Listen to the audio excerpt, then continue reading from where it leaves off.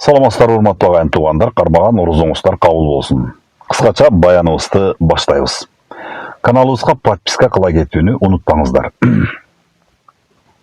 Урматтуу көрүүчүлөр, эч ким кыямат күнүн билбейт. Бирок ошол күн келет.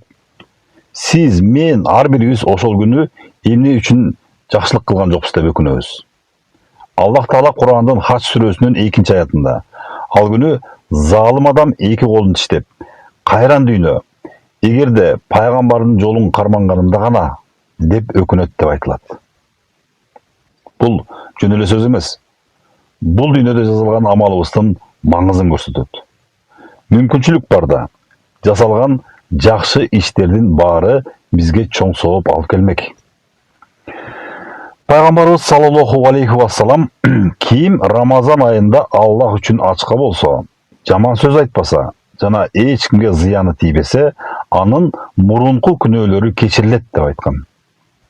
Бул хадис орозонун чыныгы максатын көрсөтөт.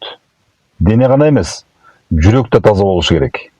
Жаман сөз, кек сактоо, ушак айтуу орозонун сообун алсыратат. Кыямат күнү адам 3 нерсеге катуу өкүнөт. Биринчиси, жакшы амал кылууга мүмкүнчүлүк болуп туруп жасалгандыгына. Намаз окуй алмак, садака бере алмак, жакшы иштерди кыла алмак. Бирок кийин деп жүрө берип, убакытты текке кетирген. Экинчиси, жаман иштерге коротулган убакытка. Канчалаган сааттар, күндөр, жылдар текке кеткенин ошол күнү түшүнөт. Жакшылык кылууга мүмкүнчүлүк бар кезде аны баалабагандыгына. Рамазан айы ушул мүмкүнчүлүктөрдүн бири. Бир жакшы амал, бир дуа, бир сүнөт сооптун көлөмүн бир нечесе көбөйтөт. Ошондуктан бүгүн өзүбүзгө суроо берели. Биз бул мүмкүнчүлүктү пайдаланып жатабызбы? Же кийин өкүнө турган адамдардын катарына кирип калбайбызбы? Эгер бүгүн жүрөгүбүздү тазалап, тилибизди жана мүнөзүбүздү оңдосок, Аллах Таала орозобузду кабыл кылып, биздин мурунку күнөөлөрүбүздү кечирет. Бул Рамазан айынын эң чоң белеги.